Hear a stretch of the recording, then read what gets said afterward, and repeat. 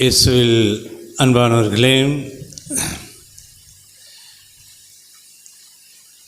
இறைவனுக்கு நன்றி செலுத்துகிற இந்த விழாவை நாம் ஒரு குடும்ப விழாவாக நாம் கொண்டாடி கொண்டிருக்கிறோம். தந்தை அவர்களுடைய 50 ஆண்டு அந்த குருத்துவ வாழ்வுக்கு நன்றி சொல்லி ஆண்டவருக்கு நன்றி செலுத்தி கொண்டிருக்கிறோம். பழைய உபதேசியார் குடும்பம் என்று மிக பெருமைக்குரிய பெயர், போற்றுதற்குரிய பெயர் கொண்ட குடும்பங்கள் ஒன்று சேர்ந்து வந்து இறைவனுக்கு நன்றி செலுத்துவது நமக்கு மகிழ்ச்சியாக இருக்கிறது. சின்ன ரோமாபுரி என்று சொல்லப்படுகிற அந்த பல்லவாளையும் நமக்கு தெரியும். எல்லார் வீட்டிலும் ஏதோ ஒரு குருவோ துறவியோ இருப்பதை நாம் அறிந்திருக்கிறோம். அப்படிப்பட்ட ஊரிலிருந்து இதோ இந்த நாளிலே நீங்கள் எல்லாரும் ஆங்காங்கே இருந்தாலும் குடும்பமாக வந்து ஆண்டவருக்கு தந்தையோடு சேர்ந்து நன்றி செலுத்துவது மிகவும் பொருத்தமான ஒரு காரியமாக இருக்கிறது. புனித அந்தோனியார் ஆலயம் அங்கே பங்குத்தந்தையாக குன்னூர் புனித அந்தோனியார் ஆலயத்திலே பங்குத்தந்தையாக இருந்த பொழுது நான் அறிந்திருக்கிற ஒரு விஷயம், தந்தை அவர்களுடைய அந்த தமிழை கேட்கவே நிறைய பேர் ஆலயத்திலே நிரம்பியிருப்பார்களாம். ஆட்டோ ஸ்டாண்டிலிருந்து கிறிஸ்துவர்கள் அல்லாதவர்களும் தந்தை அவர்களுடைய அந்த தமிழ் மறையுரையை கேட்க, அந்த தமிழை கேட்க நிறைய பேர் அங்கே ஆலயத்திலே கூடியிருப்பார்களாம். பொய்யாமொழி என்று தனது பெயருக்கு அந்த எழுத்திலே நிறைய எழுத்துக்களையும் நிறைய எழுதியும் இருக்கிறார்கள் தந்தை அவர்கள்.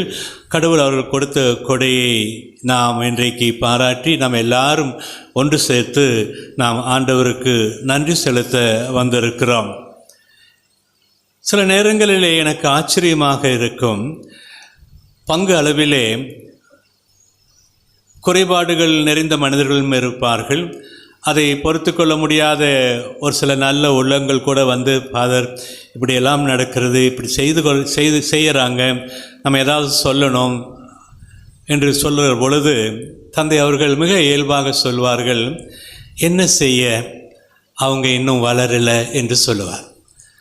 எப்பொழுதுமே நேர்மறையான ஒரு பார்வையை கொண்ட அந்த பாசிட்டிவ் அப்ரோச் அவருடைய எண்ணத்திலும் பார்வையிலும் இருப்பதை இந்த வார்த்தைகள், என்ன செய்ய, அவங்க இன்னும் வளரலை என்கிற பொழுது கடவுள் அவருக்குரிய நேரத்தை கொடுப்பார், அவர்கள் வளர்வார்கள் என்ற அர்த்தம் அதில் இருக்கிறது. மற்றவர்களை திருத்துறது நமது வேலை இல்லை என சொல்கிற மாதிரி தந்தையினுடைய வார்த்தைகள் இருக்கும். மௌனத்திலே ஒரு பெரிய சக்தி இருக்கிறது என்பதையும் தந்தை அவர்களிடத்திலிருந்து நாம் கவனிக்க முடியும்.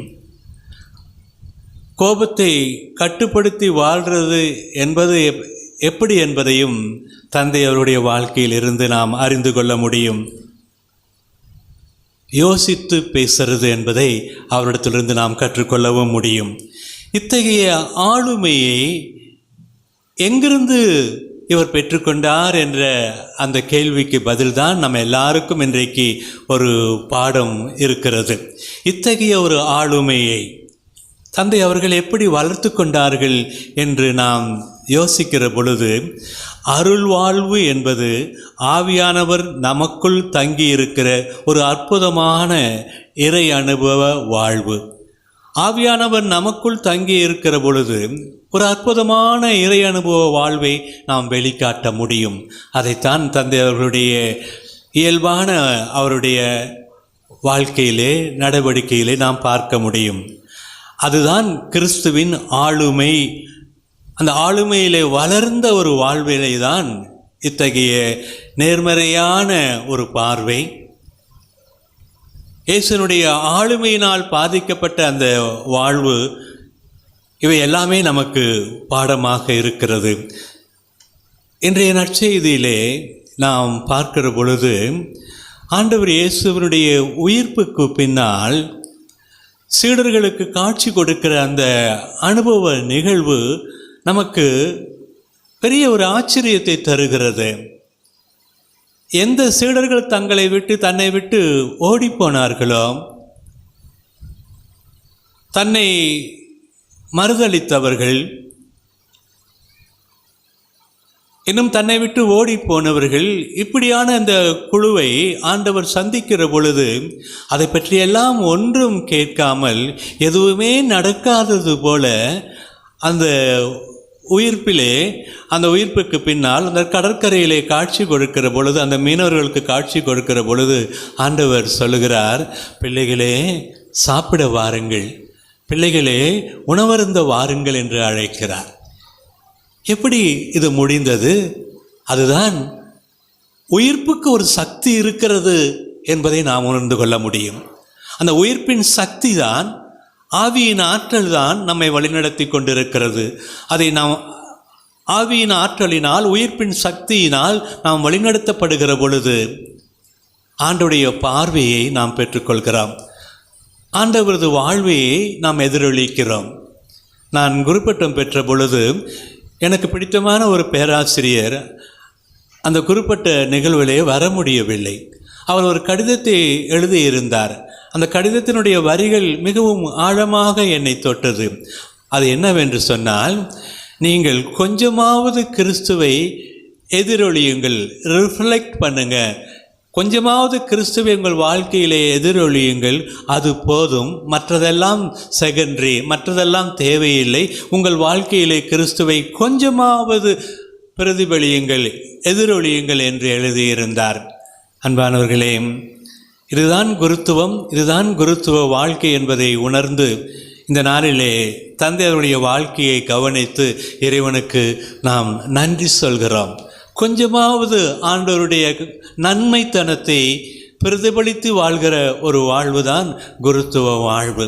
ஆகவே இன்றைக்கு நன்றி சொல்கிற பொழுது குருவினுடைய கரங்கள் எத்தனை திருப்பலியை நிறைவேற்றி மக்களுக்கு ஆசீர்வாதத்தை பெற்று தந்திருக்கும், அந்த கரங்கள் எத்தனை மக்களுக்கு இறைவனது மன்னிப்பை பெற்று தந்திருக்கும். இதையெல்லாம் உணர்ந்து இன்றைக்கு இறைவனுக்கு நன்றி சொல்கிறோம். ஆண்டவரே, நாங்கள் ஒன்றுமில்லை, எங்களுக்கென்று ஒன்றுமில்லை, எல்லாம் நீர் தந்த கொடை, எல்லாம் நீர் தந்த தானம் என்று சொல்லி நாம் குடும்பமாக வந்து தந்தையோடு சேர்ந்து நன்றி செலுத்துவது எவ்வளவு பொருத்தமானது அன்பானவர்களே. ஆகவே இந்த நாளிலே நாம் ஜெபிக்கிற பொழுது தந்தை அவர்களுக்கு இன்னும் நல்ல சுகத்தை, நற்சுகத்தை ஆண்டவர் அருள வேண்டும்.